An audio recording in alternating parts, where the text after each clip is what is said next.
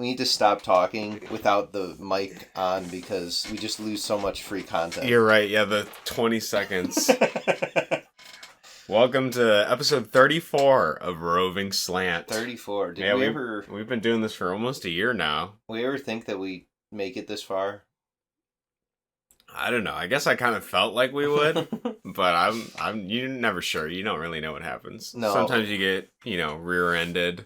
Sometimes people get in the hospital. Sometimes you're reduced to a coughing fit. Yep. Sometimes you're just sick all the time and you're tired. Mm-hmm. So anyways, I quit my job. Yeah, you quit so when you say quit your job, you mean that like you ended this contract, right? Yeah. So I mean, like it all it was just overtime. I was really tired. Mm-hmm. I couldn't really think of a way that I could refresh myself without just taking much time off. Mm-hmm. And so I was already kind of like, I need to just stop going. But then what pushed me over the edge was like, over the weekend, I wasn't working. I wasn't planning on working. So like, I get a phone call and of course I'm dumb enough to answer. And he's like, can you come in? So I come in and I work for like a half hour and then he wants me to sit there and wait for parts for like another 8 hours. Mm-hmm. And so I wasted my entire last Sunday. Yeah. Doing that. So that was stupid. So I was pretty pissed after that. Then, Tuesday happens and I was working on a machine and then like one of the guys who barely comes in, who barely knows anything, walks over, sees me kind of just waiting. And he's like, hey, can you make parts off this? I'm like, yeah, I just need a PLC guy. Once my PLC guy is done, I can grab him and have him come over here and then we can do this. And it'll only be a few minutes because we're already at like 90%. And he nods. He goes like, yeah, okay. So then he leaves, goes and grabs two other guys, a robot guy and a PLC guy, comes over and starts going like, yeah, I don't know what's done on this. I really don't know how far it is. If you guys can go ahead and just start working on it, make sure it runs tonight. Let me, go ahead. And I'm like, oh, okay. So I've just been, I'm standing right there. You've been booted. Yeah. Because of your incompetence, but the guy that doesn't know what's happening is just pushing. He's just like, I just need things. I need people to move. I need bodies I need corpses to walk. Yeah. So, I get replaced. I tell the guys that like came over to replace me, hey, let me know if you need anything. I got it about 90% done, so just needs a few things. But anyways, those guys sit on it all day, completely redo everything. So just delete all the work that's been done and then they make it like we've been using like a standard way of standard logic for everything and they just made it their own thing, which is whatever, fine.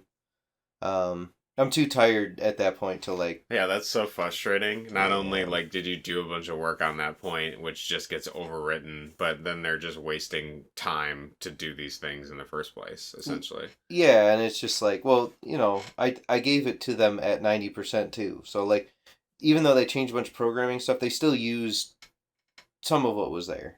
Okay. And so it's just like, he just used all my stuff and then he goes later on, and this is from a different person, so I don't know if this is real, but another guy was hearing him talk to the boss guy, and he's like, yeah, no, I went over and I fixed this and I fixed that and I did this and I did that and now it runs so much better than it did, whatever, and it's just like... Mm-hmm. Like gloating, essentially, after taking work, yeah. Yeah, he's the guy that took over, he's a little bit of a tool, but... Mm-hmm. So, he's a car part, bro. He is. Let's use it as the derogatory term it is. I mean, like, yeah, he's a car part troggy. I think is that appropriate? I don't know. Yeah. Yeah, why not? It's our podcast. We can say whatever the hell we want. Yeah, and you know what? If he ever listens to this or something, I'll call him out right now. Yeah. He wears a lot of shirts that say daddy's or girl dad. He says like shirts that say girl dad on them, and then also he has shirts that say fat fit. Because he's kind of fat, but he's got big muscles as well. He's kind of stocky. So, like, he's got that body where he's got, like, a belly, but he's also, like, his arms are muscular.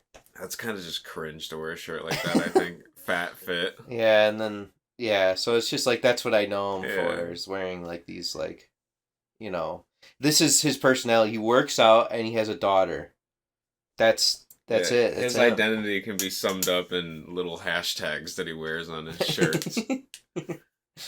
He doesn't go beyond that. Yeah. He does that, and then he takes over programming for other people. Yeah, and pretends he did all the work. Yep. It's beautiful. It is. So, but yeah, dude. Yeah, so how do you feel now that you got some time? I was I was a little bit depressed because I quit on Thursday. Mm. Today's Saturday. Mm. So Thursday, whenever I left work, man, I was pretty depressed about it. The guys there, other than like the newer people that came in like much later in the project, I felt like I was like somewhat of a leader or like whatever. I felt like I was like I wouldn't. I'm kind of a boss in a way, but at the same time, I was kind of like a guy just standing up for their rights. So like you were like the union boss. Yeah. So like they'd come over and like because we've gone through so many managers there, so they don't know what's going on ever. But like they came over, the newest boss guy came over and was like, "Hey, can you guys work 12 hours on Saturday and Sunday?" And then I'm like, "For what?" So I argued with them, whereas like most of the other guys would have just given up. Mm-hmm.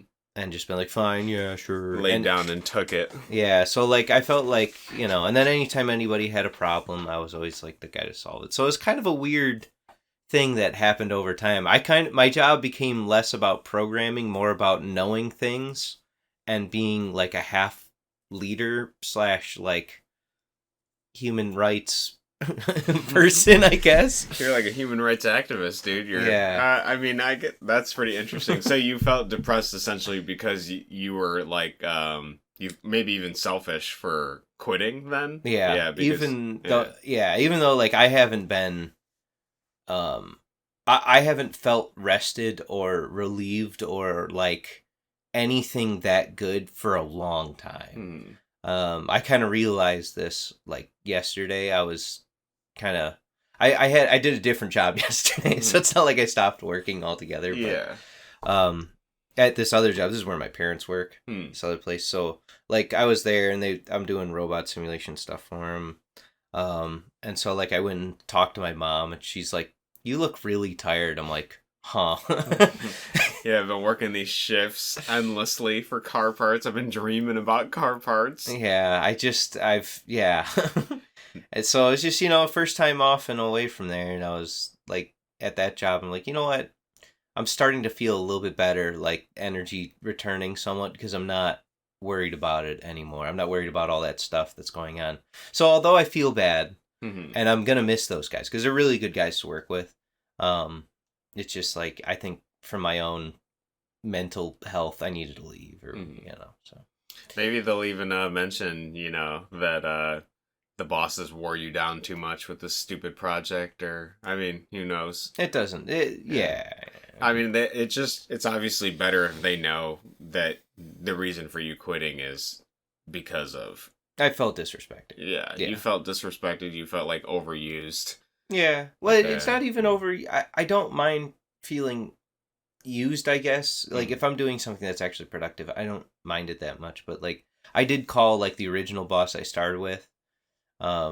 And I was like, yeah, I just told him exactly what happened. And he was like, yeah, I'm sorry that happened to you. I'll call you on the next one. So it's like, doesn't even really matter. Yeah, he's like, whatever. Yeah, it's fine. Yeah, we lose them all the time. Our turnover rate is 100. We got to start paying therapy for these guys out on the line here. Well, yeah, it's like, he left like months ago for basically the same exact reasons I left. He just felt like you would tell them like what needs to happen, then no one would want to do it. They would just be like, no, yeah, nah.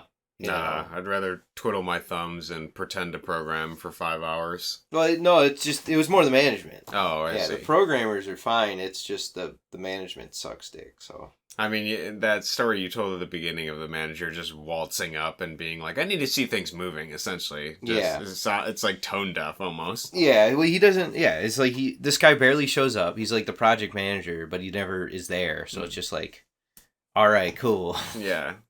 So. Oh, you need to justify your job today, do you? Yeah, he came in. He punched in. Yeah, and then anytime he's there, he's like, he'll come in at like 9:30, 10 o'clock. And then you'll stay till lunch, which is 11. 30. So it's like, yeah, thank you for coming in. And then for your everybody, few hours, yeah. everybody goes back to normal and it runs better. It's like, wow, cool. Dude, your managing technique's amazing. So, but No, look, I mean, I also mentioned before we started, you have a new Sava Industries hat. That's the summer logo. yeah, this is the watermelon. It does look watermelony. Yeah. It's got the pink and the, I don't know if you want to look at it Yeah, close up, yeah, you know. dude. But I've been having a lot of fun designing my hats. I think you saw, I was here on Wednesday. You saw the black version. Yeah. I got the black version, and then I have the same logo, and it has a white back and a black front. So That's I got awesome. 3 variations. There you go. Yeah. Hey, you want that company merch, basically. I have a lot of fun messing with the design of it. So yeah. But yeah. So anyways, I'm excited to see your mesh shirts and your whatever other Sava Industries things you come up. The rave gear. yeah. Just have like an LED like flashing necklace. Yeah, there you go. Just on the nipples. Yep. The boss is like, what? What are I you just show wearing? up to work. They're like, dude, it is so hot in this building. These lights cool me down because they're blue. Makes me think I'm colder. Yeah. But anyways, how Yeah, you no, been? that's good. You've been good. Yeah, have I been good? I've been pretty good. I've been having fun lately. What do I want to talk about? I guess I'll start with my long walk because that was pretty fun. Yeah. Jade and I had gone to Salvation Army like a week or so ago. Probably like 2 weeks now. It feels like it's been a while. And when I was there, I get a bunch of books because I'm always in the book section stocking things out.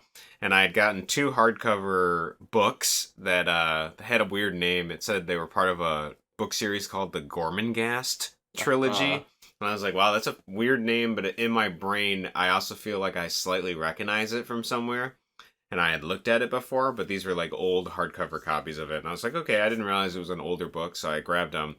But then, like, when I got back to the office, I had realized, oh shit, like, I didn't read the word properly in my head. Like, I'd read it, but I didn't understand it was a trilogy. So I was like, okay, well, that means that there's a 3rd book. Maybe I can get it online. So I look it up online. But unfortunately for like a 1967 hardcover copy of it, it could be anywhere from like $20 to like, I don't know, upwards of 50 or 60. Jeez. I was like, oh my goodness, I got these for 50 cents. And I was like, okay, what are the odds that like the 3rd book is there? And I'm like sitting there thinking about it. I'm like, it's got to be high, right? Because like these people just donate these. Yeah. Like nobody's going to buy 2 books of a trilogy and then not buy the 3rd. Even if they don't read it, they'll still like buy I need 3. to finish the collection. Yeah. Especially because the collection was all released at the same time. So it's not like nowadays where you have like 1 book released. I mean, it was obviously when it came out, when it first came out, obviously you could potentially read it like that. But this was like a collection. So there's no reason for it to not be. So whatever. I was sitting there thinking about it and I was kind of like annoyed. I'm like, man, I don't have a car. The like salvo's like 18 minutes away. I'm like, it's just not going to work. And then I woke up in the morning, I was like, dude, I can just walk there. I was like, I can just walk my ass all the way there. I was like, 18 minutes? What is that going to be? Well, it turns out 18 minutes in car time is like 2.5 hours walking distance. And so I was like, okay, that seems like a little bit of a bet, right? Because who knows if the book is even there. Just get all the way there. I'm gonna go 2.5 hours there, 2.5 back, and then there's a chance that the book's not there. So I was like, you know what, fuck it. I filled up my water bottle, put on a backpack, and then I was like, I'll figure it out. We'll see. I mean, I've never walked that long in a long time, but I'm sure I can manage it. It didn't seem like it was impossible. I upgraded my $6 pair of shoes to an $8 pair of shoes. I got wow. So those are definitely better than the flat soles I had before. These seem more like sneakers or whatever. So I was like, okay, let's try out the new shoes. Let's break them in. And so I was, so I started, right? I started walking. It was like, I think 70 or it was probably like 75, 80 degrees to start because it was in the morning. I think I started at like, I don't know, 11 or something, 12. And so the beginning of my journey of walking was basically just trying to mentally prepare myself for the book not being there. Because I'm like, you know what? At the end of the day, I have an expectation, right? Yeah. My expectation is the thing that's going to cause me the misery because I expect the book to be there. But if I just if I get rid of the expectation and like enjoy the process of walking this distance regardless, then it's not going to matter if I get the book or not. The book will just be like the cherry on top. So I was doing like a bunch of interesting mental work as I was walking because I had 2.5 hours to, do that initially. And I was, going all the streets and seeing things I hadn't seen before. So that was pretty interesting. And then, so I guess I had a lot of time to think, which was pretty enjoyable. And I got a lot of sunlight. I actually got sunburned too, which was pretty fun. But you know what? We're not going to get started on this topic. I always get in arguments with my girlfriend about sunscreen and stuff like that. I don't believe in sunscreen. I'm not a believer. I think your skin just builds up tolerance to the sun as you like repeatedly go in and outside. Sure. And UV, damn it, that seems like bullshit to me. I'm not gonna bother. I'm not trying to be like conspiracy theorist about it, but the idea there's no fucking way. Like people through thousands of years of history, you're telling me that they couldn't handle the fucking sun? No, you're dumb. I don't believe it.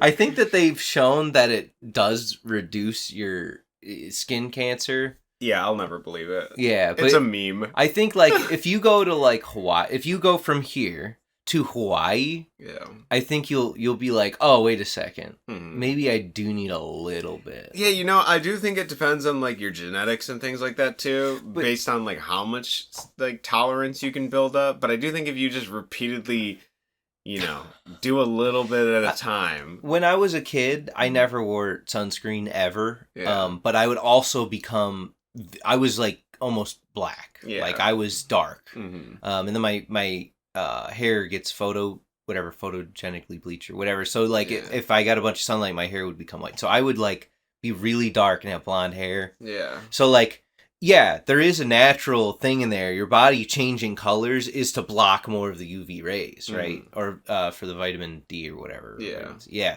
So, but yeah, no, I think a little bit of sunscreen's all right. No, I think sunscreen's what causes skin cancer. So I see. That's my belief. But whatever, we don't need to go any more down that route. I'm just gonna keep walking outside, and if I get skin cancer in episode 65, I'll tell you. I'll live the repercussions. So anyways, so if you want to send any data about your sunscreen stuff to rovingslant@gmail.com, you feel free to. I'm just going to delete the message. No, it's our first and only message we ever received. Yeah, it'll just be that. I don't care. It doesn't make sense to me every time I read about it. But anyways, so that, a lot of the walking was thinking. A lot of the walking was trying to deal with the expectation of the book not being there. And that was fun. I enjoyed it. I didn't have any trouble really getting there. I think the walk there was a lot easier than the walk back. Because the walk back is when the blisters started to get in and everything. Oh, yeah. But, so I got there, and I spent a little bit of time going through the books and everything. Obviously sweaty as hell, because I've been walking for 2.5 hours straight in the sun. And that was a pretty hot day. Then after looking at the bookshelves, I found the book. It was there, surprisingly. Yeah. Which, I guess I was thinking about it. People, if they donate the collection, all that logic made sense to me. And I figured if anybody was going to pick up a book, they're not going to pick up the third book of a trilogy to, like, start reading something. That doesn't make any sense. So odds are book's probably still there.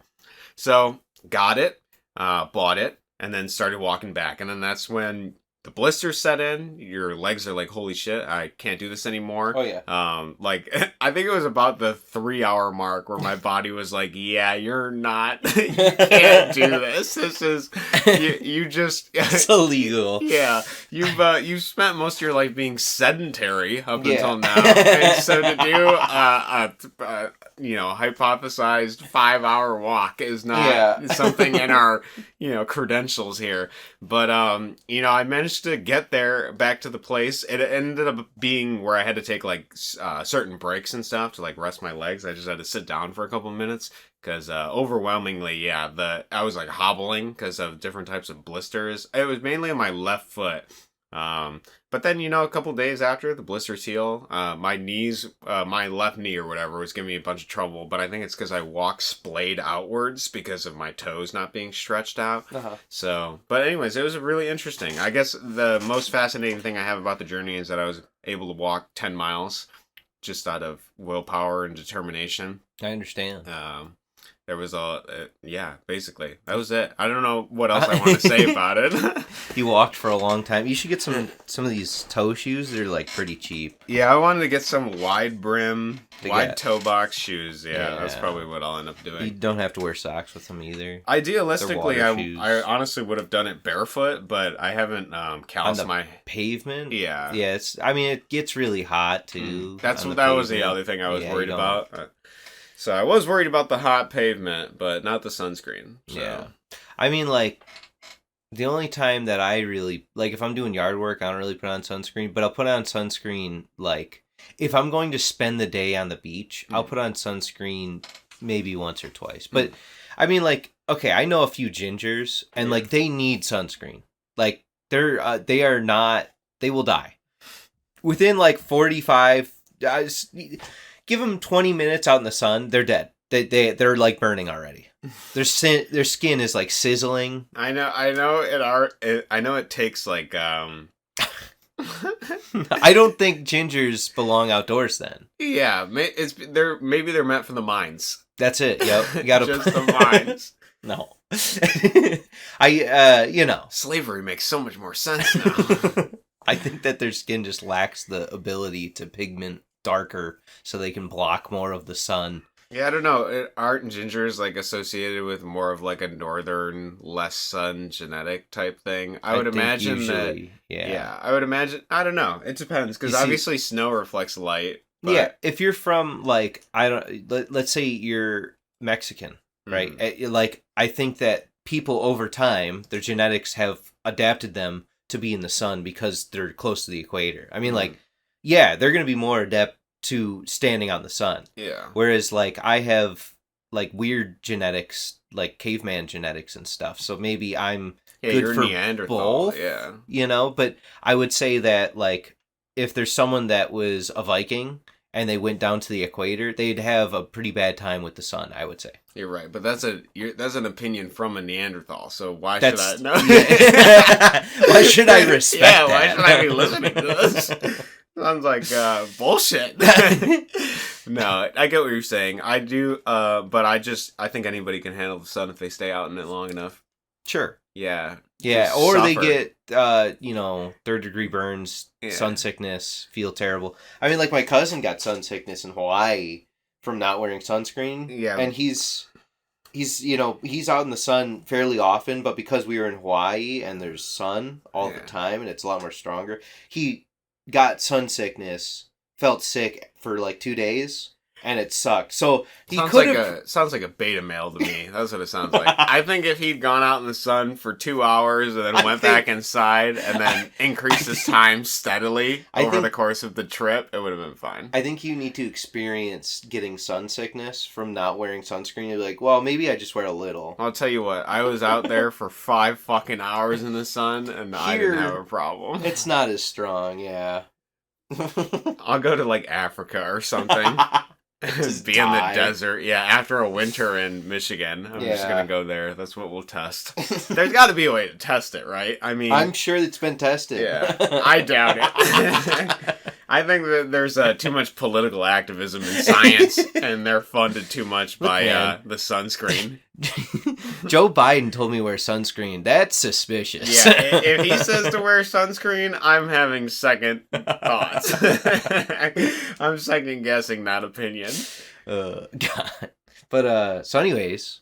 Yeah, and cool. You know, it might be possible that, people are just jerking off too much and they don't have that energy moving up their spine. That's probably it too. To block out the sun's radioactive rays. Because it's white, just like sunscreen. That's what they weren't thinking about. Exactly, yeah. So it is sunscreen. Mm-hmm. So you should, realistically, if they do jack off, they should rub the semen on themselves. I wonder if that would give you more coverage. Wait a second. Isn't there zinc in sunscreen? Yeah, there is. Well, yeah. And isn't there zinc... I don't know how much though. Maybe just enough. Yeah. It might be. You know what? Maybe that's what the Egyptians figured out. Yeah, they're like, dude, you just bait and rub it on yourself. That's all it takes. Why is Jim looking whiter than everyone else? He went to the Bukake festival last night. That's how they figured out if they were gay or not. Yeah. There were like little splooge-shaped patches that weren't getting as much sunscreen. Yeah, weren't tanning as much as the other part of his body. And it took till like the 1940s when they were like, no, we gotta stop people from jacking off, and then we have to tell them to buy our product, and that's when it all changed. Yeah, I think the sunscreen thing's a fucking joke. It could be, but I'm going to say that as of right now, it prevents me from burning the first time I'm out in the sun all day. You know, I heard an interesting opinion. I was watching a little bit of the brief interview after Andrew Tate's gotten out of jail. Okay. And something he had said, which I found kind of interesting that I've never heard before, is he's like, I don't believe in depression, because one of the guys was asking about, like, well, you know, how was it in jail or whatever, and he was like, I don't believe in depression, so I wasn't depressed. And I was like, you know, that's like, I don't believe in sunscreen, so I'm not burnt. Yeah, and you're like, I'm sitting there thinking about it, right? I'm like, you know, obviously, I've read a lot of books that talk about the power of the mind. Yeah. And if anything I've stressed on this podcast is that you are what you believe. Yeah. In a certain sense. And it kind of made me think about the interesting idea of, like, if you just don't believe in depression, if you believe it's not real, is it possible that, like, that the brain can just, I don't know, create that reality for you? Like, because you would think, like, let's say the brain and the things you eat, right, those affect you mentally. Like, that affects the chemical effect. And obviously they talk about, mentally in fields and stuff, they talk about toxic positivity, where like you're ignoring reality and ignoring all negative emotions and being like toxically positive. Yeah. It's kind of an interesting concept. But then I was thinking, like, if you just straight up don't believe in that whole field, like, I wonder how much, like, obviously, you know, there is some objective reality. There's some sense of reality out there that we can, like, use scientific hypothesis and whatever to test in some ways. But then there's also like a level of like, well, your mind, body, and soul, like, interconnectedly can change the way you perceive the world. Like, obviously everyone's going to have a different perception based on their life, their memories, and things like that. And while their genetics may account for some ways, like they may be predisposed to have like more deep dopamine, less dopamine, whatever, better sleep, less sleep, more contentment with serotonin, all of that. I can understand that. But then there's also the level of like the mentalness of, if you use your active imagination to imagine like a better reality for yourself, you'll like eventually, because if you think about it, I read this in a book recently and it's kind of fascinating to consider, is that everything in reality is created twice. First in the mind and then in the physical reality. So like you have to use your imagination to create something once and then you create it again. So if you imagine that in some ways that the sun isn't that big a deal, or if you imagine depression isn't that big a deal, like I wonder how much of an effect that will have. I'm sure there's a reality where, like, you know, they talk about SADS, right? Yeah. During winter, people have that seasonal depression. Yeah. So, like, is that a reality, or is that people that are confirming the belief? Like, they're affirming their belief that exists, and then they're becoming depressed, and then they're using that to justify their negative emotions. Like, I think, like, even without knowing, but so for me, right, for example, I would always get sad in like February, usually. I mean, like, it would just happen, and before I even knew that it existed, I'd just be like, just feel lethargic, not really want to do anything, and just, you know, that's pretty much it. Just every single, like, February, I'd just get that way. But then, like, eventually, my dad was like, hey, I get the same thing. And I did some research, and this is what it is. So, like, it just put a name to the thing that I was already experiencing. I wasn't, like, trying to feel depressed. You know what I mean? So it was just something that, like, the lack of sunlight had made me more lethargic, and maybe at some point in my genetic history, being lethargic in winter was good because I had less food, therefore less energy to expel. So I think that you can't just fool your brain into going like, you're not depressed. No. I don't know, man. If Andrew Tate can do it. I think that's I think what Andrew Tate is telling us is that he's depressed. I don't know, man. It's like simultaneously it could just be denial, right? Like that's what I'm saying. But it could also be like there could be some net positive effect of believing that, because like I've talked about this study before, but the study of the people who did the basketball practice, like there was a certain. So they had two groups. They had one group of people that were trying to improve their basketball shot by shooting. Yeah. And then the other group was just sitting there thinking about it. And the group that was like shooting was like 32%, and the group that was just thinking about it was 26%. So like it goes to show that like even just thinking about something more, you can increase like your efficiency at doing that specific skill. So why wouldn't it be similar that you could think about happiness, but and in essence, like the denial of depression, like thinking about happiness makes you more happy. Yeah. Like I it's interesting to think about. I really do wonder. I have my own hypothesis about SADS though. I was talking with ChatGPT about this, you know, because I was like, has anybody considered, right? Because as we move further and further away from like traditionalism, right? Okay, so we can agree. I asked when SADS was, you know, invented, or when was it found, or when was it coined, and they said like the 80s. And I was sitting there thinking about it. I was like, okay, so in history we have like these examples of people. I mean, I guess this throws it out of the water because ancient history does talk about some sort of like seasonal depression. They just didn't have SADS, the cute little acronym we came up for it. That seems really fitting. But I was sitting there thinking about it, and I was like, okay, well, if during winter we have less sunlight, what if the thing that we're lacking now that causes more seasonal depression is firelight? Because you would imagine that those societies, back when we had like the hearth in the home, and back when we were like, you know, more barbaric, whatever, that we would have more access to fire that would keep us warm during the winter nights. And I asked it, and I was like, that, and it replied, and it was like, you know, that's actually a pretty interesting idea. Like it could potentially, because there's a lot of things that fire gives you: heat, warmth, like the smell, like whatever. There's a bunch of other things with smoke, inhaling, whatever. All that can contribute. And so my hypothesis for anybody that's a scientist out there that potentially wants to consider a cure for SADS, it may not be sunlight. It may be rather a lack of firelight because we're not sitting near the fire more. But why wouldn't you feel that in the summer? Well, I feel like the sun is strong enough in the summer, so it doesn't matter, right? So there's something that the sun and a fire both give. Yeah, that's what I was. My hypothesis is. Well, doesn't it both like pump out infrared light? Yeah, it does talk about the different light spectrum for fire versus like the sun, which I thought was kind of interesting. But I am not nearly well versed enough in light. Or any of that to figure it out. I thought it was an interesting idea. Well, you could prove that with like an infrared light. I mean, so I have what's called a happy lamp. Yeah, you did talk about this before. And it does work on me. So like if I just turn it on behind me at my desk, and just like the fact that it's reflecting on the wall, something about that does give me slightly more energy whenever I'm feeling that way. I think I'm just going to build fires in the parking lot in wintertime. That sounds good. And see if that... Like, I'll get one of those burn barrels that, like, homeless people use. Yeah, there you go. And I'll just put wood... I'll go in the woods and take all that deadfall. Yeah, and just... every morning, go out there and fucking light it. Just start an illegal fire every day. But my landlord would be like, what are you doing out there? It's like, the morning fire. I need it. Otherwise, I get depressed. Otherwise, I get SADS. Yeah, don't you know? So yeah, that's what's on my mind. Sick. Sunscreen is bullshit. I'm doing the Andrew Tate method.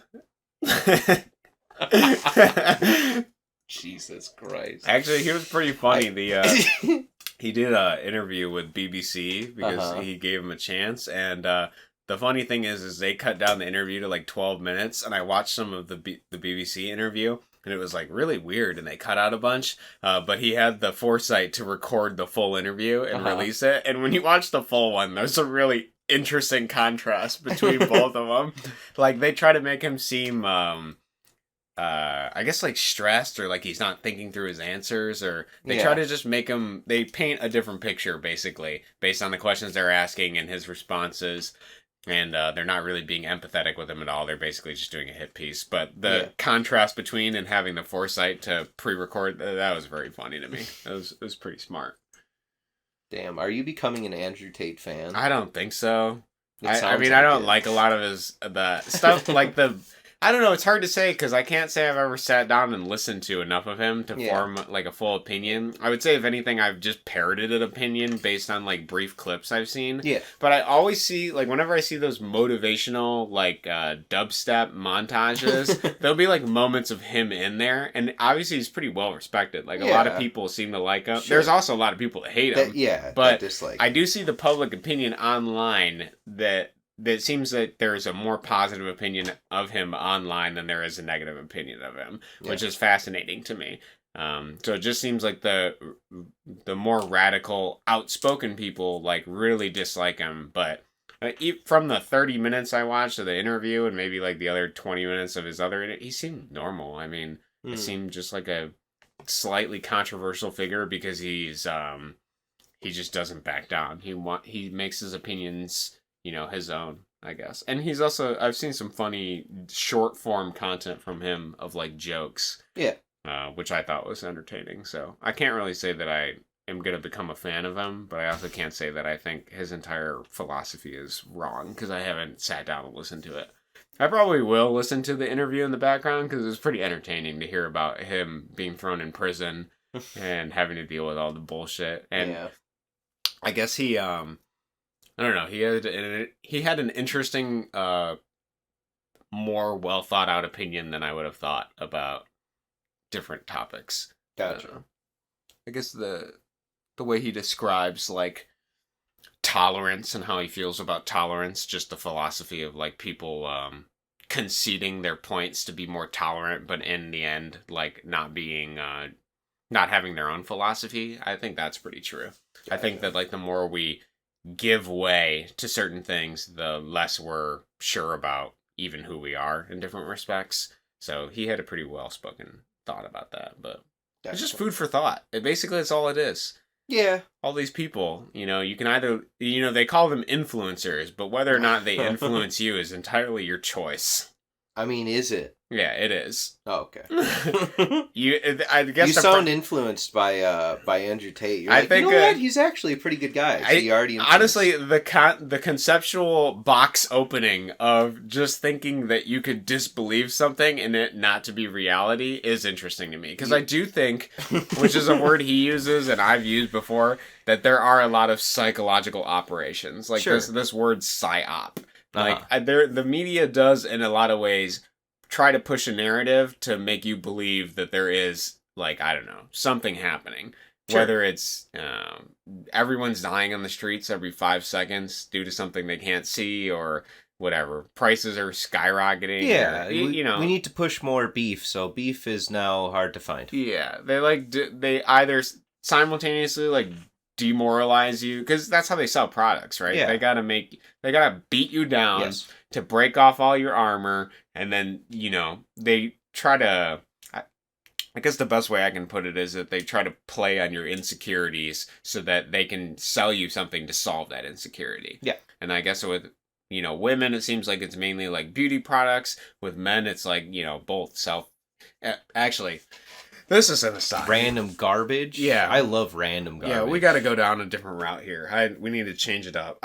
I've been reading this controversial book, okay? Okay. And it's not Mein Kampf. It's a different controversial book. Uh-huh. It's a controversial book, and I'm going to tell you why it's controversial, okay? Before I tell you the name of the book, okay? Because the name of it spoils why it's controversial. Uh-huh. So the book is often controversial because it makes generalizations. Okay. And people don't like generalizations. They don't like being thrown in categories. Yeah, I hate being in a category, yeah. Which I understand, right? Uh-huh. Like, if you're going to be an empathetic person, you know, you have to be more widespread and understand that not everybody's going to fit the mold of your stereotype or your prejudice. I fully agree. Yeah. But where I disagree is that I believe you can learn aspects from looking at these generalizations. I don't think they're Okay. always true, but I do think, you don't have to co-sign something.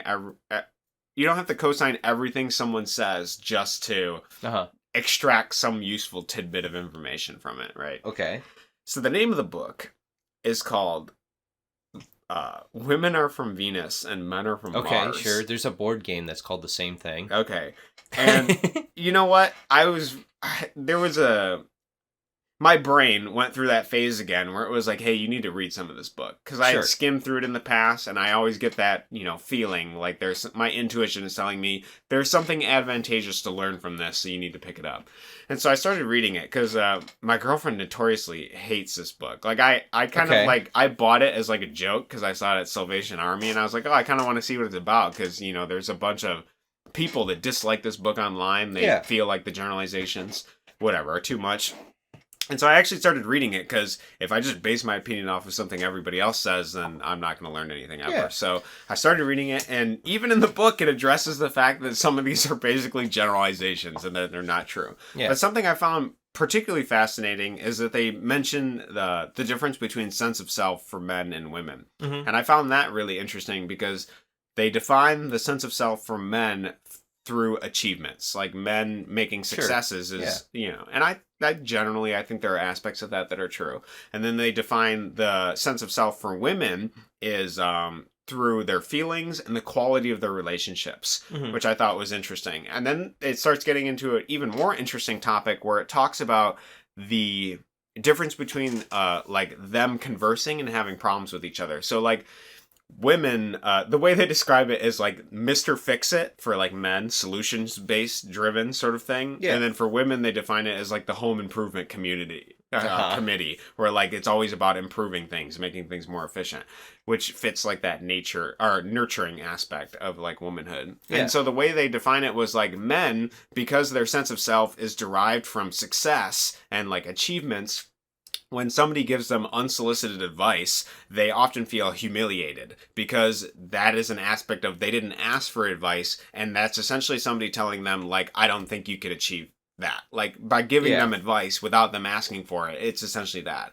Whereas, and because a sense of achievement is, like, where men get their sense of self, that also means that advice is, like, really highly valuable. So like when a man gives advice to somebody, if they're asking for advice, it's often seen as like, okay, like I can see where I'm valuable, I have a sense of self here, like that sort of thing.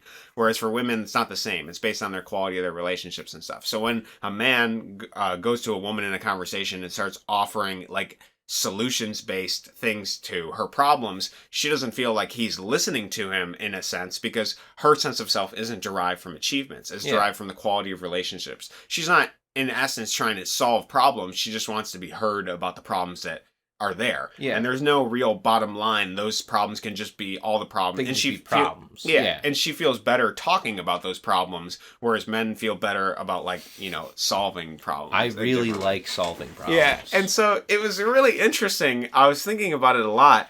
Because I do think often the bridge between both of those is to recognize that like, the way women derive a sense of self and the way men derive a sense of self, and to choose not to, like, by understanding that they're doing that for that reason and men are doing that for that reason, gives you a better sense of like, oh, okay, I don't have to take this personally because it's not a personal thing. You're not actively trying to humiliate me by offering an improvement for what I'm doing. You're just offering a suggestion for what you think. And so like that changes my perception about the reality of essentially nagging or the reality of like it is just trying to make things more efficient, where men often have that term like if it's not broken, don't fix it. Sure. Sort of thing. They're not caring that much about efficiency depending on who you are. It's more just this is the way we've done it, this is the way we're going to keep doing it. So I brought that up for some reason. I don't know why. Well, like, so I mean, it makes sense. Yeah. I don't know. I've lived through that because, like, my wife, she's, she'll have, like, an issue thing, and she gets kind of annoyed that I always try to, like, immediately solve everything. Yeah, I do the same thing. Yeah, so it's like, well, yeah. So, like, I've had to change my speech when it comes to that because it it always makes her frustrated whenever I talk about like a solution for the problem. Yeah. And I understand now, because at the end it wasn't really about like solving the problem for her. It's more just about like talking about it. Because for men to solve problems, the way they do it is by withdrawing into the cave. And for women to solve a problem, they go out and talk about it with people. Or rather, not solve a problem, but just like feel better about a problem.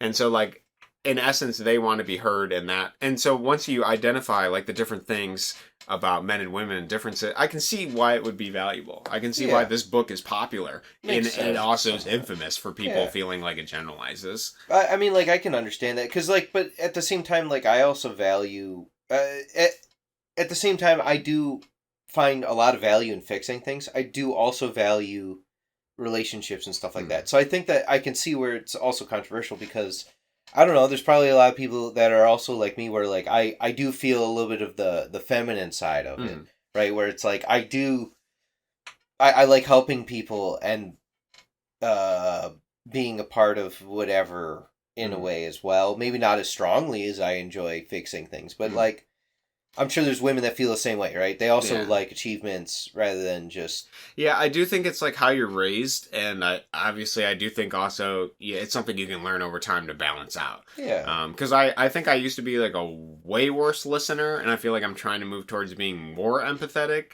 Yeah. I still like defiantly want to believe that sunscreen is useless, but I'm willing to, I'm willing to do some research at some point, but for now, I think it's bullshit. I think you need to go to Mexico and, like, take a walk through the desert and then, like, see how you feel the next day. Yeah, I don't want to sound, so, I don't want to be so stubborn, but then there's a part of me that wants to be that stubborn, so that's the balance. I can understand. Yeah. You want to learn through the experience. Yeah, I want to suffer through it. Yeah, you want to feel... I want to get the skin cancer if it's there. You want to feel the sun poisoning. Yeah. That's what I want to do. I want to feel that depression doesn't exist. That's what I'm going to... That's a good ideology. You are what you believe. He might be right. I think I brought up this book because I was thinking about like the ideas of like perception and communication, and with regards to like the Andrew Tate thing and some of the other stuff. But yeah, I don't know. It's interesting. I have, speaking of communication. Yeah. I have communicated with myself, with my second brain recently. I went to a float tank. Yeah. And how was that? Yeah. It was good. I smoked weed before. Okay. Did that make it better or worse? It was interesting. I guess maybe I'm dichotomizing it too much. Yeah, why don't you tell me about your experience? I wouldn't say going sober's worse. Yeah. You know what I mean? I would say that's a different feel of things. This was before I quit. This is about a week before I quit. So, I went with my cousin. He drove, and so like, we got there, got in the tank. I was joking beforehand that like, because I was high, I was just going, because you take a shower before. I was joking that I was just going to take a shower and then hear like a knock on the door. Hey, time's up. and like I never made it in, but I made it in. Yeah, that's good.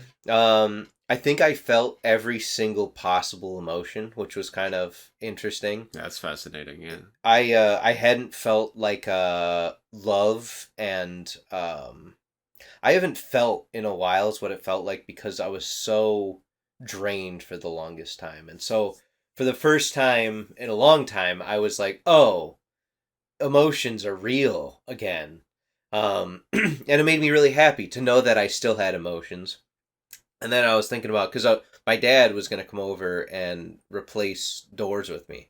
And so I was thinking about like my dad. I'm like, damn, I really love my dad and stuff like that. And I was thinking about like my mom, and then I got to my wife, and I was just so happy that like my wife was with me and stuff like that. And that like, there's someone in this life that I have that I was like, oh yeah, this is, I don't know. There's something very complete feeling, or whatever you want to call it. So I went through all that.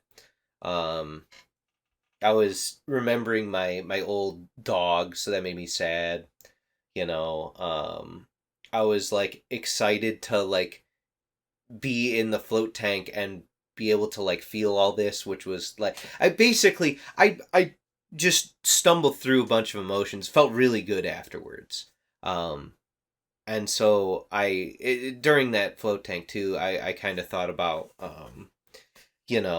like the job that I was on, how stressed and stuff I've been. I'm like, wow, I haven't really been able to get out of that shell of just work and whatever for a really long time. So, yeah, and then I at the end, towards the end, after I got all these like emotional things out, I eventually got like all the current thoughts out to the point where I could just kind of do whatever. And I really imagined, like, you could say in ego or whatever you want, right? But I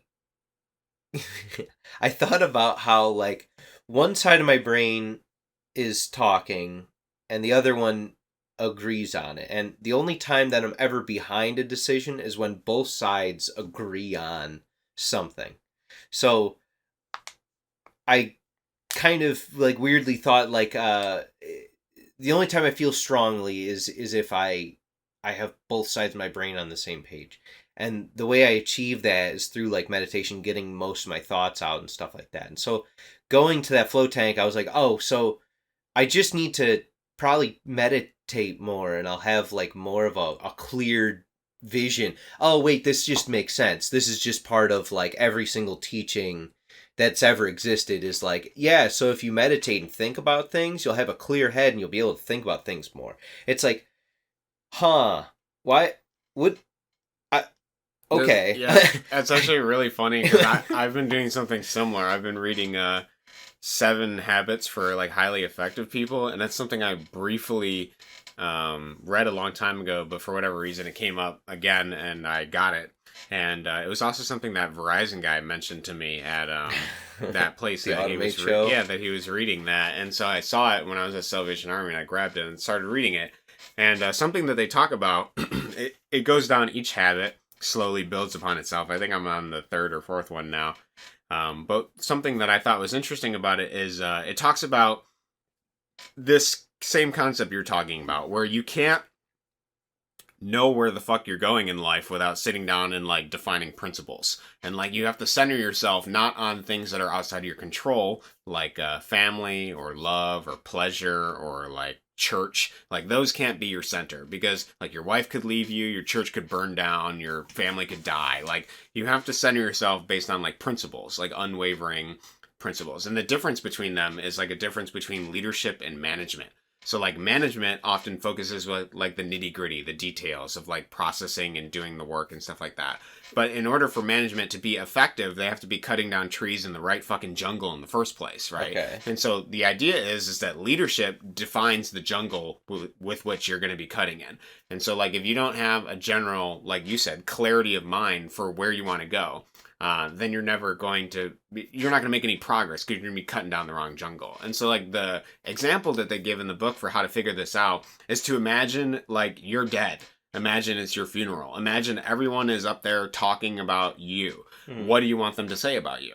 And so like when you think about that aspect, then you begin to understand like the principles that you want to live by. Like it essentially makes it more clear because you're like, oh, okay, well, I want them to say this about me. Like this is the person I want to be. And so by doing that and figuring out the principles and then centering your life around those principles, assuming they are things that, you know, are within your control and not outside of it, which disempowers you. Like when you let external things rule your life, like if they're outside of your circle of concern or outside of your circle of influence, but you know, not in, you're still concerned about them, then that's a problem. Because if you're like constantly concerned about things that are out of your control, then you're just essentially giving the power to things to fluctuate you too much. It's like too volatile.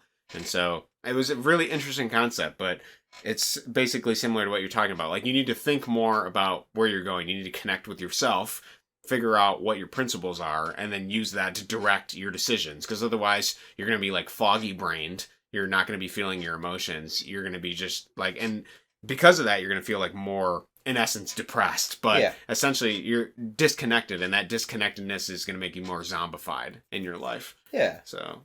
Yeah. Yeah, I mean, yeah, exactly. Because like, I leave there and I'm like, oh yeah, I'm not gonna just autopilot for a while now, you know. So. Well, you get to probably feel more proactive, right, about your life. Like you're not beholden to Well, like for like the longest time, I would just wake up at 5, go to work. I wouldn't really think about anything. Just work. Just Yeah. do whatever I need to do, and then leave. And Mm. then that autopilot would kind of just stay on because I got to go to work tomorrow. So I just Mm. got to kind of do the same things. Um, yeah, and so like to disconnect from that after being connected to that for a really long time, was pretty cool. But the thing is, so about that book, I mean, like you can focus on family. Well, I see, the thing is that they talk about. I guess why do you feel like you can focus on family? Because you understand what I'm saying, that like family can leave and Sure. sort of things like that. Yeah, Yeah. but I mean, like, what are you if you're just so like your thing just said like you just said right? If you're at your own funeral, right? What are people going to be talking about? Well, imagine if you didn't have any family because that was never like a focus of yours. You just sat there and you were like, "Yep, no, I'm just gonna get the Sigma male grind set on," and you just ground out all this stuff. I feel as though part of the reason why we live is to like not even necessarily reproduce, but to affect people around us. And I So, agree with that statement, but sorry for oh, interrupting you. you're all good. I just, the thing that I'm thinking about is that in essence, you can make one of your principles like the idea is not focus on the externalness of family. The idea is to focus on the principles. Because like if your principles are to be like, you know, I don't know, something like I want to be like a committed husband or something like that. Sure. That's a principle that benefits family, but it's not directly centering like your family. Like you're not focusing on things you can't control. You're not saying like I want to make my wife happy. You're focusing on yourself. You're focusing on the things you can do. Like you can Yeah. choose to be committed. You can choose to be like stronger. You can choose to like it's focusing on the things that you have within your control. Whereas like if you're like I'm going to focus on my wife or something like that, then Hmm. you can't control your wife. You can only like indirectly influence her Sure. and you can't choose what her emotions or responses are going Yeah. to be. You can be the best that you can be for yourself, Hmm. therefore affecting others in a positive way. Yeah, like the concept is essentially like let's say you had a principle of like I want to be a more committed husband, right? Yeah. And so like that is your principle. And let's say a situation arises where you have to choose between like your wife or your work. Mhm. Obviously that's going to be pretty simple to like Yeah, recognize yeah. that principle, but when you compare it with all the other principles and then like actively it's like having more foresight in a way because you're like looking at your principles which are unchanging and you're like this is more reliable. I want to be Yeah. this person. And so by being that person rather than like having things like if you say like oh I want to have a good relationship with my wife, that's not really something within your control. Yeah. Like you're just leaving it up to fate in a way. Yeah. Now, does it talk anything about like changing your principles, right? Because I mean, like, life is somewhat fluid, right? You Mhm. have to be able to adapt and change. If like one of your principles is like, I don't know, like anti, like I don't know, Something controversial or just yeah, right, not helpful, yeah. and something enlightens you to where you go like, okay, wait a second, Yeah. maybe I was wrong, Yeah, right? it talks about like principles being something you revise and change over time. Yeah, okay, Which yeah. I mean, obviously Then you're that gonna makes grow. sense, right? Yeah, I mean, like, yeah, it's just the idea that like you're gonna focus and center yourself based on like these principles. yeah, I guess one of the I started writing down like my principles. At first, I started with a bunch of quotes that I really identify with, things hmm that I really enjoy. Like one of them is a quote from I think it's I want to say Aristotle, but I don't think it is. I think it's Socrates. Socrates says it's like a disgrace for a man to grow old and not know like the extent of like which his body is capable. Like that's something that I find really empowering. Like this hmm idea of like if you just spend your whole life decaying and never realizing the full potential of the strength that you have within you, like just based on your body and the genetics and stuff, that is a disgrace because you only get one body in order to figure it out. yeah, So that's something that speaks to me quite a bit. So I gave a bunch of quotes. I compiled them into like a little list, and then I started like extracting different words that I found that I wanted to like embody in different ways. But actually, just yesterday, I found that one of my key principles. I think I found it accidentally because I was thinking maybe about you a little bit about your job, and then I was also thinking about my other friend's job that he was dealing with. And something that it reminded me of it sort of gave me a little motivation to hear the misery in those different ways. Because something I've always identified with is that I want to be my own boss. I don't want my time to be somebody someone else's else's, time. yeah, Yeah.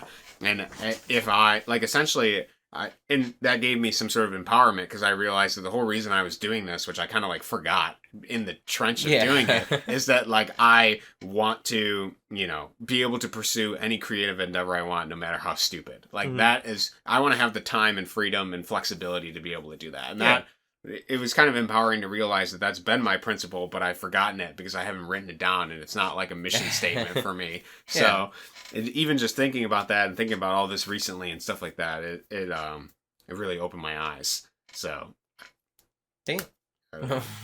Yeah, I don't know what else I want to say about that. I find the book interesting. It's very useful. Yeah. Maybe the rest of it will be good. I don't know. I'm halfway. Yeah. I would recommend getting high and floating to anybody out there, by the way. It's just I sort of try to sideline that topic. Oh, no, you're good. Yeah. No, it is interesting how when you went into the float that you realized you were stifling all these emotions. Yeah. And so you had to stumble through to feel them again. Yeah, I mean, like, if I go back to, like, March, I was, like, pretty bad for a while. I mean, like, I had been closed off from, like, my emotions, the way I felt and stuff like that for such a long time. Like, eventually it just, bubbled out of me, then I was just a wreck for a while, but that happens, right? So, but it's good that I keep recognizing it. You know what I mean? It's like I know whenever I'm turning into a robot, whenever I'm just in autopilot. Like probably the last 2 episodes, I was probably just robot, dude. It's really funny in the Gorman Gas series I was reading, in the beginning chapters of the first book, Titus Grown, they talk about the kitchen in the castle, and the whole book is about this like crazy labyrinthian castle with all these like really like deranged characters, right? And so in the kitchen, there's a group of people that just clean the walls. They're called like the stone slabbers or something, the gray slabs. And all they do is they just spend all day cleaning all the fat off the walls from the disgusting kitchen. And I forget, they have to do it at some like time in the morning before the kitchen starts, but like after the kitchen's done for the night before. And they were born into that role because everybody in the castle never leaves the castle. The castle is huge, and they spend their whole lives away from sunlight essentially in this castle. And so their fathers were the thing. Their fathers' fathers were these cleaners, whatever. And so because of that's the job that they do, like their job reflects who they are. And so they have really big arms, like they're kind of scrawny elsewhere, but their face is completely flat and emotionless, like a stone slab. Like the same slab they spend all that time cleaning. They're just like exactly like that, flat, long face. And it's kind of like what you are going through. Like you're dealing with robots, and you're becoming a robot. Yeah, you become more robotic, more rational, more logical, less feeling, less intuition. I just go. Yeah, you just go. I wake up and it's time. You hit the start button. Yeah, you're ready to build, to make over and over again, relentlessly in the same routine. Yeah. Yeah, so, cool. Cool. Cool, You're free now. Well, you have a new job, so... Well, it's just for a couple days, and then I'm going to take about a month off. Oh, a month off. What are you going to do in your month off, man? Whatever I want. Yeah, dude. What are you feeling? I mean, I guess break. That's your main thing, right? Yeah, I want to go to I want to have a week of going to the gym every day. So I'm going to do that. Yeah, that'd be sick. I'll probably be exhausted, or maybe I'll feel great. Who knows? But I'm going to do that. I want to go, I have my mountain bike. There's a few trails I want to hit. So, like, every couple weeks, maybe I go to a trail. I just bought a hitch, a trailer, not trailer, but like a bike rack hitch thing. So now I can transport my bike without, like, taking off the tires. Yeah. So that'll be nice. Just living life a little bit. I can make breakfast every morning, which is, like, something I actually enjoy doing quite a bit. So yeah, feeling alive. That'll be a nice change of pace. Yeah, I mean, even now, I feel, even like 2 days out, I feel pretty good about life. I feel like I'm able to do things and make choices. Like, I mean, like, I took the roof off of my car this morning. I put on sunglasses and a hat, rolled down the windows, and just drove here. I'm like, yeah, I'm living life. I'm free, baby. Yeah, this is a free man. I got my hair. It's really long now. So You almost got a mullet going on there, it dude. is a mullet, yeah. I gotta cut the sides and then it's true mullet. Yeah. So but yeah, no dude. Live life. It's good. I have another thing. It's I'm trying to get better at podcasting. And so I've been thinking this whole time about like how could I bridge this to my next subject? Yeah. Sadness and sad. I have a trainer. Okay, and yesterday I was working out with him. By the way, he breaks my arms. My arms and my legs, they're broken by this man weekly. The old trainer was nothing. I could do whatever that guy asked me to do. I could do it like... Yeah, this guy wants to push you to the edge. This man wants to kill me. Yeah. But I'm enjoying it. So I got to burn up all my trainer coupons because I got that last year. And so the rest of them are... I have like 17 for the rest of this month. There's not enough times to go. So... just go twice a day. Pretty much. I was telling him like I want to burn through these. He's like, we'll try to get as many as we can. I'm like, all right. So yeah, so yesterday he was like, hey, sorry, I'm a little out of it. I am going through a breakup with his girlfriend. And I'm like, damn, dude, that really sucks. And he seemed like you could tell like he was, not having a good time of it. And then I was just talking to him. Like I don't know him that well, so I don't want to be like, oh man, that really sucks. Yeah, dude. she was like, a whore. Yeah. What a stupid cunt. Yeah. But I didn't want to like go straight for that. I don't know. She doesn't value you. You need to find somebody that values you. Yeah, just be like, You're a high value man. I feel like if I was going through a breakup, I wouldn't want to hear those things because If I was gay, I'd get on my knees for you. Give it to me right now. Yeah. Whip it out. Yeah, just let me take a look at it. One Just for the team, really brother. Gay. Anyway, but yeah, so I didn't want to like dig too deep into it or anything, and we kept like talking more and more. I'm like, well, I guess other than like recent events, how else has it been going? He's like, yeah, lost my second job. My stepdad doesn't want me to work there anymore. I'm like, yeah, no, that sucks too, dude. Your stepdad doesn't deserve you. I don't, but like I kind of realized like, man, I'm not that well equipped for this. Yeah. I want to be. I want to like help him out, and I thought about like texting him like, "Hey man, it gets better," but I don't know if that helps or if that's weird because he's my trainer. Yeah, I guess the only thing, maybe I'm just bad at comforting too. I guess the only thing I would have thought about in that moment is like, "Hey man, if you want to like talk about it or something, like I'll be here." Yeah, that's what I told him. As we were leaving. Like, dude, it's chill. What you want to talk shit about her? I'll talk shit. Yeah, you tell me everything. Give me something to work with. Yeah. She a brunette? What do I got? You have sex with her at least like once or twice? Did you not have sex? Is that why you... Yeah. Was it you or her? Obviously it was her because you're pretty beat up about it, right? Well, he was pretty beat up about it, but he said she was blowing up his phone. So I'm like, well, maybe it was him that broke it off with her. Yeah. Who knows, right? Just silence the phone, dude. At the same time, like, what if I didn't want to dig too deep? Because what if I found out he was like, yeah, no, I just cheated on her. Yeah. Like, I don't really want to, like, because then I'm not really on his side that much. So I don't you're like, dude, you're the problem. Yeah. Yeah, you should. You're like pumping your arms. You're like, dude, you suck. He's like, I'm like, 6 reps in. He's like, drop those weights. Let's get some heavier ones. Yeah. He's like, I don't like the way you're talking to me. You're like, you're panting. You're like, you fucking suck.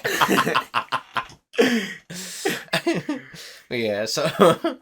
Yeah, I guess that's weird. It's like you're trying to maintain a professional relationship, but you also want to be supportive. Yeah, because, like, he's a nice guy, to talk to him. I'm like, yeah, no, that's pretty cool, dude. But, I can't. Maybe you weren't such a man whore. This wouldn't be a problem.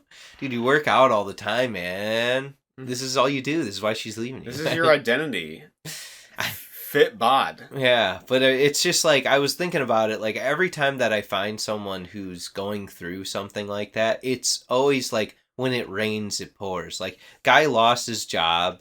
He, like, lost his girlfriend. It's like, yeah, no, it just, it seems like every time there's always, like, a bunch of negatives that just all pop up at the same time, and your life just kind of goes like, good luck. Yeah, see, the way I mean, internally, the way I deal with these things is by, like, considering it from different perspectives. Mm-hmm. Whereas, like, some people construe that as toxic positivity.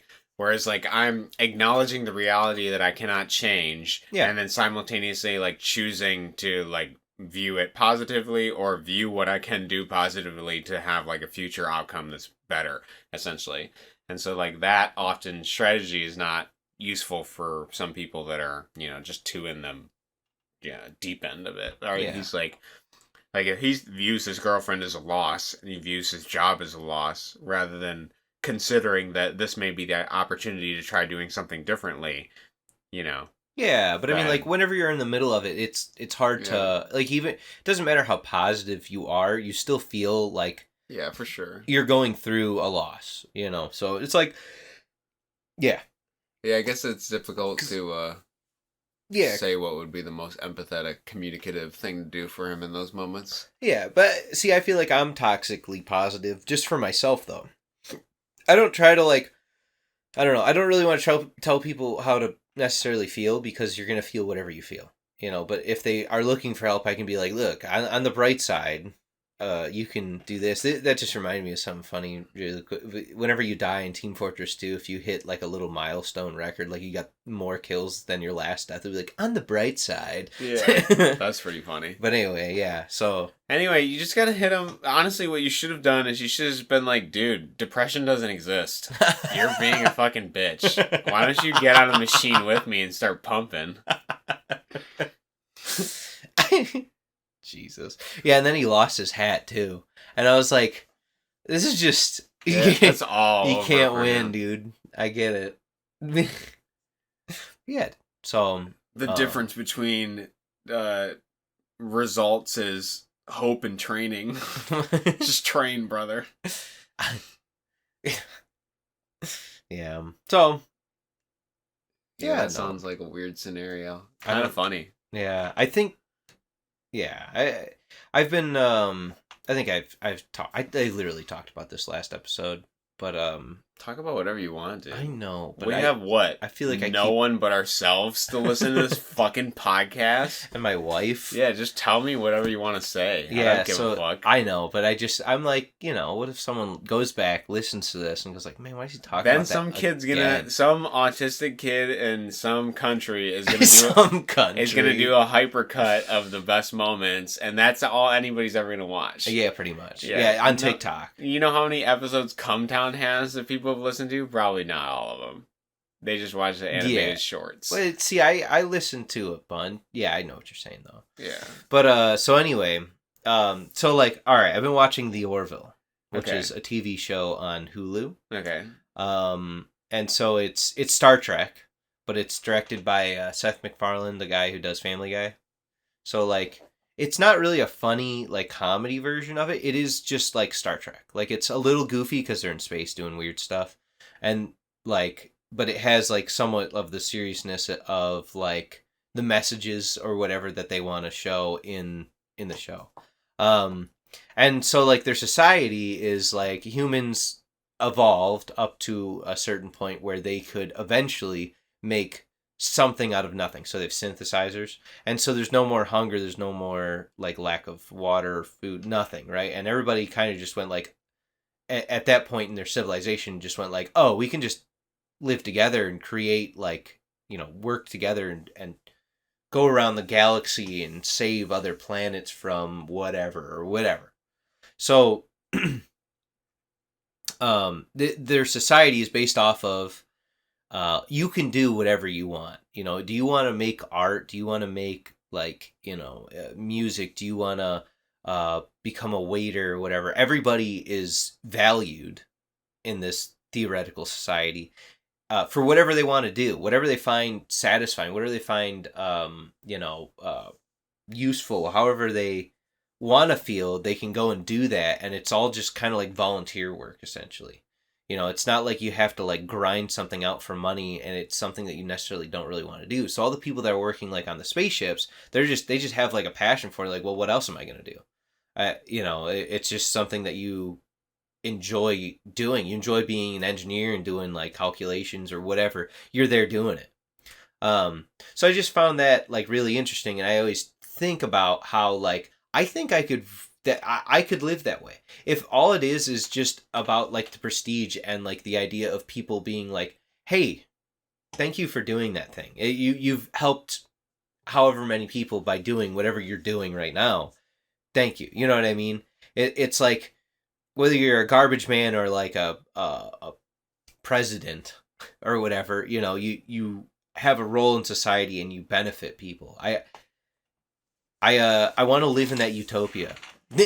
You're ready. I'm ready. Take me away. I don't want money anymore. Just get rid. It's so I find more and more as time goes on that more of my stress is caused by money, and I have to pay off mortgages. I have to pay off like whatever credit cards and stuff. It's not like I'm struggling or anything. It's just something that's just always in the back of my head, and it wastes so much time.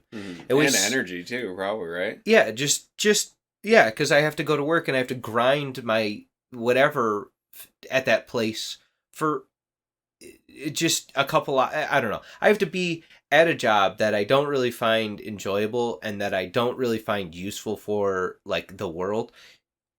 Just so some dude can have an electric Hummer eventually. Like I just, even though I'm getting paid for it, I don't see it as something that's useful. But this is the society that we live in, so it's like, I don't know, man. Maybe I've been a communist my whole life. Maybe that's what I'm realizing, you know. But like, I don't know. I'd rather be like a communist than like just run on a hamster wheel my whole life. Mm-hmm. So I don't know. I'm probably stupid, you know, and like there's a lot of downsides to communism. I get it, but like I understand. Like I guess in a sense you're identifying with the positive aspects of communism, but obviously there's plenty of negative aspects that we can consider. But let's ignore that aspect of it, and let's just talk about the other aspect that you're concerned with. Like, the idea is you believe you have more to contribute to the world than what you're doing, but you feel that society is forcing you to be in one specific thing. But we have to recognize that you have made choices to be where you are, right? Yeah, like this isn't blind determinism. You have the free will to decide. You could sell your house and get a cheaper place or something. So I think that there's some empowerment that comes from you can direct your life, right? Yes. Like there are things outside your control, sure, but if you want to live a life that's more meaningful, I believe you can choose to do that. Sure. But like the thing is like, of course I want of course I want a place of my own. You know what I mean? That's something that I want to. That's something that I would work for. That's something that I did work for, and I've gotten myself to that place. But like, if it was just something that was like, yeah, no, you can go live wherever and just do what contributes to society, I think that like people would be less stressed. There'd be more happy people. There'd be like families that are just happy. I don't know. I don't know. I look at it from the ideal whatever way, but the idea that like I shouldn't have gotten a house or whatever is like, I can understand that I put myself in where I'm at and that I gave myself this stress and all that stuff. But like what I'm saying is that if society changed as a whole, I think it would benefit people more than not, I guess. Yeah, I get what you're saying, but obviously, you know, I guess the thing I think about is that I don't see any sort of like societal change to that scale. I don't see that happen. Like, even if you viewed the most idealistic form of communism, I don't think it would work. But I do think with the system that we're in, you can still achieve what you want to do. I think you can get to the point where you are doing things more meaningful for people. But you just have to center your life on the principle of doing things that are more meaningful. That's why I started my own business, is because I want to raise other people up with me so that way they can achieve what they want to do and have like families and normal lives and junk like that. That's idealistically, that's why I started my company. That's why I started doing what I'm doing, is because I found a niche that I was decent at. And I'm like, I can start here, create something that can be a stepping stone for people to live their own lives. That's why I wanted to do what I'm doing. That was like my initial start to what I'm doing, you know. So So let's talk about some steps that you're doing to go in that direction. I need a bunch of money. This Yeah. is the problem. I need a bunch of money to pay people so that way they can do what they want. So that way they can work for me, have not a ton of, like, hopefully not a ton of work that they have to do, or they work so that way they're comfortable. Not like, you know, they have to like stress out for you know, doing 80 hours a week to make ends meet. Well, know? then if that's your goal, first you have to define how much money that would be for somebody. More and more as years go on, because the government's bad at controlling itself. And then the other thing you can do is you can think of like different ways. Like obviously the solution here is I feel like in a sense you undervalue your work with how much you make hourly. And so maybe there's a potential chance for like the next contract you raise the price and value of yourself to be able to pay. Yeah. Sure, yeah, but I mean like it's not really about myself, but that gives you money to pay more people is what I'm saying. Sure, but I'm not going to pay them for nothingness. You know what I mean? Yeah. It's not like I'm just handing out free money. You're not a communist leader. No, here's the thing. We live in a society that doesn't allow for that. What I'm looking at is, or what happens in like the Orville is that they create a synthesizer that can create anything out of nothing. So the materialistic way of life kind of disappears. You can get whatever you want. Yeah. You want like new clothes, just print them out. Zap them. Yeah, sure. So it's like, if that were to come true, I would no longer really care about having money. No one would really care about having money. So then what does life become about? It becomes about what you want to do. What do you want to contribute to society to like raise, not even, you don't even have to necessarily raise people up. What do you want to do for yourself so that way you can live a happy life? You know, then the only thing that's frowned upon is just being stagnant, just not doing anything. I mean, like, I don't know. I just really like the idea of that society. And I fantasize about it all the time. That's it. Not all the time, but I like the idea of it. You like daydreaming about it? Yeah, well, I just think about, like, I'm watching the show, I'm like, what would I do in that society? And I kind of enjoy the idea of it. Yeah, why don't you tell me, what do you think you would do? I don't know. I would fantasize about it. What? I'd find something that I really enjoy doing and then do it. Well, if you didn't have to worry about money now in this reality, what would you do? I'd probably still continue working, but I wouldn't stress out as much about like how many hours and how many how I'm gonna afford things or anything like that. I would still like go and program robots or manage or whatever I would need to, whatever I would find a calling for, probably within the similar industry that I'm in, and just live. So do you feel like you aren't able to spend the time to find your calling because of all of the time you have to put in to meet these hours? Or I think I could be in my calling. I think I could be doing what I really enjoy. The thing that ruins it for me is the fact that I have to make money.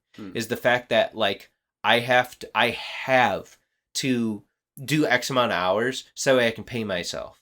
I have to do I have to go and I have to enter a bunch of garbage into a computer so that way the government can take some of my money, so that way I can have my money, so I can pay my house and I can pay for food and junk. That's what really ruins it for me, is the fact that I have to make money. Is the fact that money is something that is necessary in order to live my life, and I can't just do things. Yeah, do it because you want to do it. Yes, because right. I do want to do it. I do want to do things. I enjoy what I do. It's just the underlying stress of like, oh, you got to make sure you at least do 10 and a half hours rather than like 6 or 8. Even though I'm doing the same amount of work, I would rather have a life after work and be able to like go for a bike ride and do other things that I enjoy rather than grinding it out inside of a factory for 12 hours a day. Not to say that I wouldn't do 12 hours a day sometimes, because sometimes it calls for that, but a lot of times it doesn't. So, I don't know. It sounds like you just want more freedom to decide like what you're doing. And obviously you have a benchmark to make for how much money, but the hours depends on how much money you're making. So if there's any way you can increase the amount of money you make per hour, then that frees you up with more time, doesn't it? Yeah, but that doesn't get rid of the hassle of like doing my payroll, paying my bills, looking at budgets of like, how much do I want to spend on, do I want to pay off my house mortgage faster? Do I want to pay off my car loan faster? Do I want to like put money towards these things, or do I want to put more money towards things I enjoy, like, buying a bike rack? Did I need to buy a bike rack? No. But like if I had a printer that automatically gave me a bike rack, I wouldn't even have to think about it. I wouldn't even have to really concern myself. I just Do you feel like making decisions are stressful then for you? no. No. I can make decisions. It's literally just the aspect of I need to. There's a mana bar that has to fill up in order to expel enough spells every day in order for me to enjoy my life, is what it feels like, right? So I need to hit like, let's say 200 mana every day, and the only way that I get mana is by going to work and receiving mana from a mana statue. Okay, and I enjoy the mana statue somewhat. I don't mind going to the mana statue, but like for how much mana that I require, I guess. The thing is that I feel like I'm living within my means is another thing, so this doesn't really work. Because the next thing that you could say would be lower your quality yes, of living, which yes. is what I thought about it. Yeah. Yes. But I understand that. But the way I'm living is good enough, or I can do this for forever if I wanted to. I'm at the point where I could. I feel like I could probably also, if I wanted to reduce my cost of living, sure, I would have more money, but then I would just want more things. But because things cost money, I need to do more things. So, I don't know. Basically, what would you do if there was a printer that did like everything? Would you just like be a coomer and do nothing, or would you? What would you do? I think I'd just keep doing what I'm doing now. Yeah. I mean, I'm already doing what I want, and I'm living like pretty poor to begin with. So you're already there. I imagine at some point, like I believe the things that I'm doing will eventually get me out of this, like, the stress-filled hole of only having like $10 in my bank account, and having to rely on people. But I still probably find a way to do it, even if this failed. Even if I didn't have people to depend on, I would still find a way to do it. So yeah, I guess I feel like in that sense I'm choosing the path of most resistance in some ways. I mean, obviously I don't succeed at that every single day, because sometimes sitting down and doing work, it's difficult to be grateful for the opportunities that we have. But I don't know, I guess I'm finding money less and less important, because I feel like I can do more and more I can just be more creative with different amounts of it. I mean, sure, there are things that like I want that would increase my ability to like make different types of art, but it's not like I don't see myself doing those eventually. So it's more, I don't know. If there was a 3D printer that could print anything, I'm sure it would be easier to like do things, but I don't think I would value them as much. Like, I don't think I would value the grind it takes to get the money to get like a new camera to then use it. Like, I would just, if money didn't matter, then I could just piss it all away, and then it wouldn't. I mean, I guess I value what little money I have more now. You would don't you value like what you do? I do value what I do, but I also think that like it's more rewarding because of the stress to begin with. Yeah, like the suffering is what gives it the reward. I see. I think that's where like I differ. I don't find the suffering. I can enjoy the reward without the suffering. I can look at like what I have and go like, this is rewarding to me in just it being itself, not anything around it. I enjoyed, like, the reason why I was sad whenever I left work was because I stood up for those guys, and I felt as though I formed like a team, and I felt like I had done something that, even though we were just making dumb car parts, it was something that was like beneficial. It made everybody kind of happy, and we were a team, pretty much. That's it. I felt happy that I was somewhat of a leader to the team, and that I made something out of something. I guess. I'm sure, So- though, a lot of your value for that comes from the suffering that you guys did together, though, under Yeah. the oppression of the tyrannical Yeah. robot management. But Like, I don't feel like it would be anywhere near as emotionally moving for you if there was none of that suffering. yes, but I mean, like, I'm not saying that there wouldn't be suffering. There's still things, like, if there was a printer that made everything, there would still be things to do. You know what I mean? There would still be times and things that you'd still be able to do that would still cause those same exact feelings. That formation of a team and doing whatever still would exist. It's just that you wouldn't have to worry about food, water, or materialistic things. Mm-hmm. I get what you're saying. I do think that in general, like, securing the bottom rungs of Maslow's hierarchy of needs allows you to, be a more actualized person, do other things. Like, if you have your food, water, shelter covered, then that. But I don't know. I guess I don't even think I would play video games as much if I had everything taken care of. I feel like I escape from reality using video games because of stress from stuff, from this kind of, materialistic whatever, Yeah. So I don't know. I think I'm kind of weird in this. I don't think you're weird. I think that makes sense. I mean, I think a reason I play video games is because I make video games. So Yeah. but I do understand. I mean, even reading that women are from Venus, men are from Mars thing, they talk about the concept of like men withdrawing to the cave. In essence, like there's one problem that they're trying to solve that occupies a majority of their mental mind, but they go through like escapism and solve like smaller problems to be able to like get the breathing room to then solve that bigger problem that they're dealing with. And so in a way, like video games and like solving these little problems is like a way of de-stressing. Yeah. Because you get a sense of achievement, feeling like you're succeeding. I did it. The number's bigger. I did kill Ash Bot 1v1. Yeah. That was pretty sick. So I don't know. It's an interesting fantasy, but I guess where I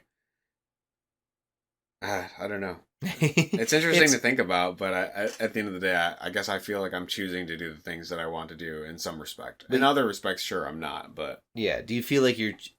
Yeah. Because you could live the same way, right? You could still do, like, whatever you wanted to, right? You could... Like, if you feel as though, like, your constraints is what drives you, you can still put those constraints on yourself. It's just up to you, you know? So it's like... I guess, at that point, you would just have to choose the suffering. And I think that makes... You're a very artsy person. Mm-hmm. I mean, from my, perspective, I think that that's what makes you very artsy, is I think you would choose to... I think if that were to happen, I feel as though you'd still, like, choose to do the same things that you're still doing. Even if there were, like, free, better opportunities. Maybe you'd live a little bit better, whatever, but... You know what I mean? I think that that's just who you are. Yeah, I guess I feel like even with the external systems on me, I'm still choosing the suffering in different ways. Like, obviously it'd be easier for me if I just got a job part-time and then I'd made a little bit of money and then spent the other time working on my stuff. But I'm not doing that. I'm choosing to suffer instead. Yeah. Yeah. That's admirable. Admirable and silly in different ways. Yeah, but I mean... I don't know. Yeah, I get what you're saying. Yeah. It's not... as far as... I mean, I'm not unconfident about what I'm doing, I guess. Yeah. I feel more empowered the more I read about different things. So when it comes to... I guess you brought up this story because you were fantasizing about it and thinking about it. And I understand, like, your suffering is because there are external things outside your control and you're frustrated about them. And, you want to do more, but you feel like you can't because of the system or the things in place. Sure. The game, really. Yeah, the infinite mouse wheel we all live in, But, yeah, man. But you got off that mouse wheel for a month. Yeah. A month. I get to go drink some water now and, Yeah, you get to dig a hole or something. Food pellets with bugs in them. Oh, yeah. The automatic super sucker machine you can play with. Yeah. Woo. Yeah. So, but, Yeah, no, dude. I guess, This is a weird conversation. isn't it a little bit? It's a little weird. I say not to be like negative about it because I think it No, was I get it, interesting. yeah. It's an interesting thought experiment, but I Mhm. guess it shows like I don't know interesting aspects of our lives and things in a weird way. I think often I try to be shallow in different ways on the podcast because it's easier to like escape into a persona. Yeah. But this conversation really like makes me think more about like my direction and the things I'm going in, which means I have to be less shallow about it. I don't know. It depends. I vacillate between shallowness and depth. I'm sure everyone does. Yeah. I would have thought in the morning, because I woke Well- up not too long ago, it would be. I was more confrontational, whereas normally I wouldn't be. Yeah, You know, whenever you yeah. brought up that book, I'm like, I don't agree with that. I Yeah, immediately yeah. thought that in my head. I'm like, Yeah. maybe what he was saying earlier is right. Yeah, I mentioned before we started the podcast, I'll just say it so they understand, Yeah. but if anybody fucking listens to this. But I was reading, when I read Mein Kampf, something I found particularly interesting about that book is he mentioned that whenever he would make those beer halls or like have a community meeting or whatever for the Nationalist Socialist Party, that he had to start scheduling them later in the day because everybody was really obstinate and stubborn in the morning. But later in the afternoon, like when the sun starts going down, people are more receptive to like ideas and ideologies and new things. But Yeah. I can definitely tell, now in the morning, I do feel more stubborn. Like I don't want to hear shit about sunscreen at all. But I'm sure later in the day, when the sun goes down, I'm willing to, You're like, give you you know some what? concessions. Zinc. Fuck you right now. I'm not dealing with it. I'm not even gonna think about it. Fuck it. Yeah. But so That's good. You know. yeah, whatever. We're here, dude. So, you know, Do I know? I don't know. Anyways, do drugs and then go sit in a float tank. It sounds like that's how you're gonna, or you could just not do the drugs, sit down and meditate. You can. Yeah. Yeah, but the drugs, I think, I'm sure they remove some barriers for that, depending Yeah. on who you are. I think that it, But maybe depression's not real. Maybe that's just made up bullshit. that could be true. Yeah, Yeah. yeah. I will say, like, whenever you do drugs, you can, there's like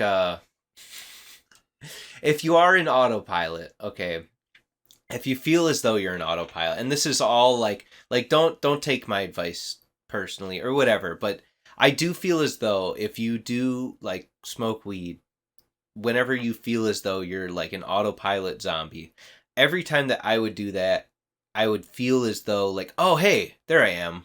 Wait a second, I'm there. There I am. Hey, get over here, and I would almost bring back who I feel like I am, who I feel like I want to be, and who I admire, I guess, within myself, and so it's kind of like a counter.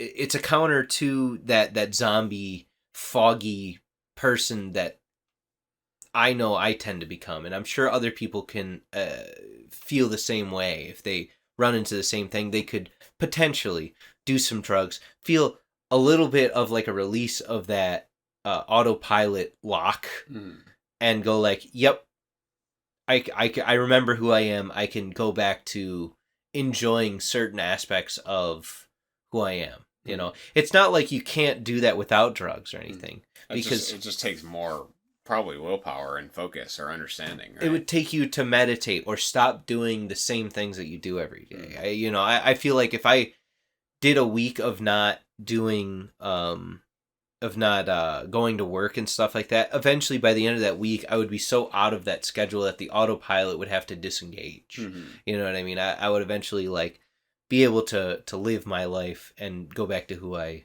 am, you know? So. Yeah, it's like you have to break the cycle to remember, I guess where you're going or where you're heading, what you're doing, why you're doing it, sort of thing. Because otherwise you're just doing it. And if you just keep doing and doing and doing and doing, then you're not connecting with the other aspects of yourself. Yeah. You're like, well, why the fuck are you doing this? What the hell is the point? What do we need money for? We could just live in a hovel. Yeah. Like, Yeah, exactly. I'd go live in the woods, Mm-hmm. you know, but, you know, at the same time, like, at some point I want to start a family that can have a normal life. In the woods. No. So, yeah, we're going to go foraging. Come on, kids.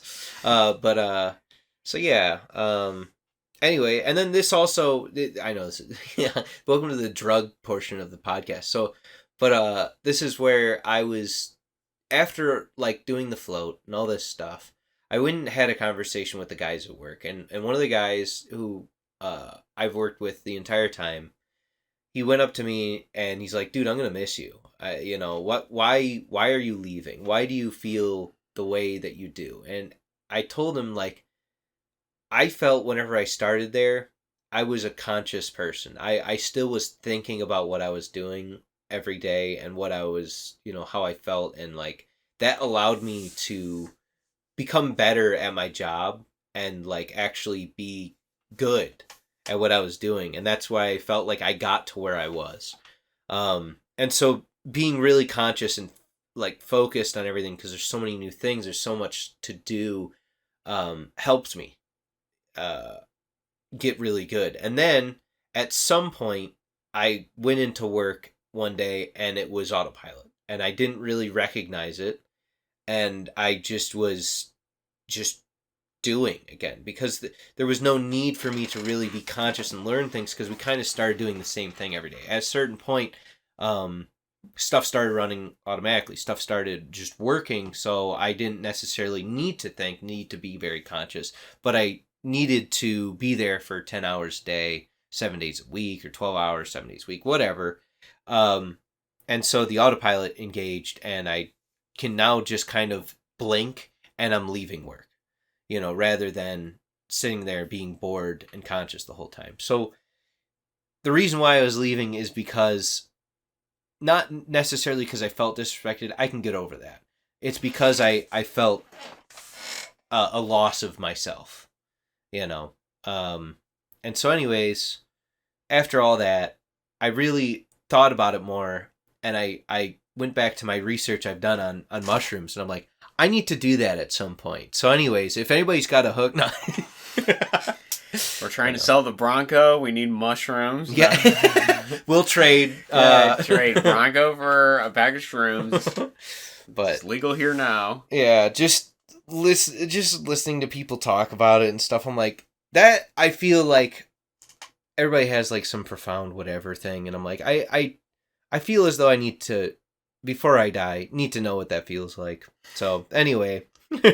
Anyways, on the next cast, coming up next. Yeah. Sam does way too many shrooms. Heroic dose. Instead of you being naked, whenever I come in, I come in naked. He's literally catatonic on the fucking bed. You have to come to my house. Yeah. And I'm just like, yeah. Dude, I figured everything out. You're like completely naked under the sheet. You're like, dude, I can see everything now. I can make the printer, dude. Yeah, dude, it's so easy. You have like these scribbles on a fucking page of paper. You're like, as soon as I get done from being high, I'll just make this. Fucking a week later, you look at it, you're like, what the fuck is that? Yeah. Chicken scratch. But anyway... I guess as a closing thought, everybody should really look up the guy who made the water-powered car and then died a few days later. That's really interesting. We should make water-powered cars. Anyway, see you later. Good little tidbit. Yeah, everybody look that up. Don't get killed by the government. See ya. Went back.